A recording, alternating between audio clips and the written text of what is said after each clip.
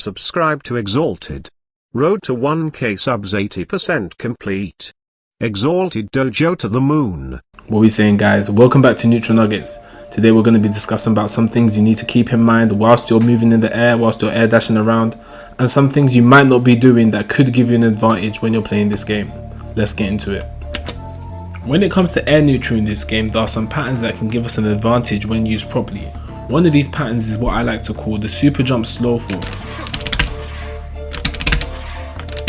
Or you can say super jump forward, slow fall.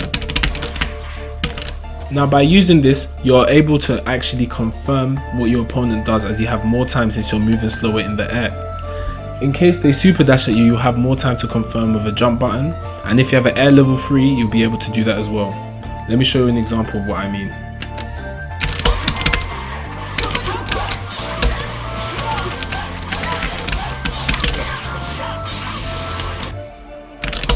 Neutral patterns such as this allow you to buy yourself some time in neutral and allow you to dissect your opponent's game plan.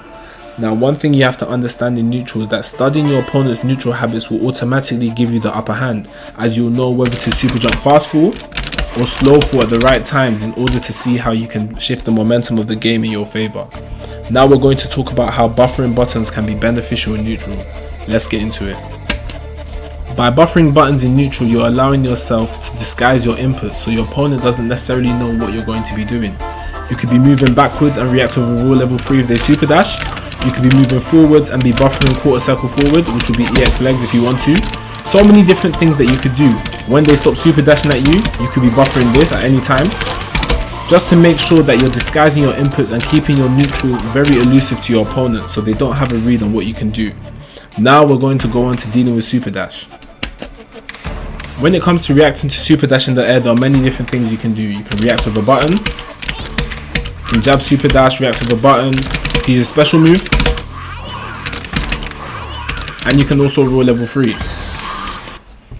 So one thing you need to keep in mind whilst you're always moving in the air, that there might be a time for you to react to super dash and you'll have to press a button. So whilst you're in there, always have super dash in your mind, because there's not too much some characters can do from full screen. So by having super dash in your mind, you'll be able to react in time with the appropriate punish.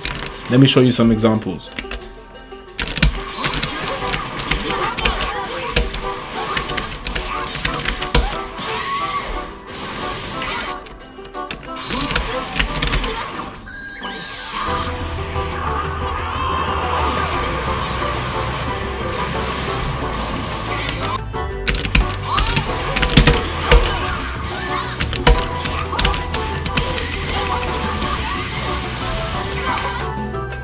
We now know there's a lot of tools and things that we can be using to make air neutral easier for ourselves.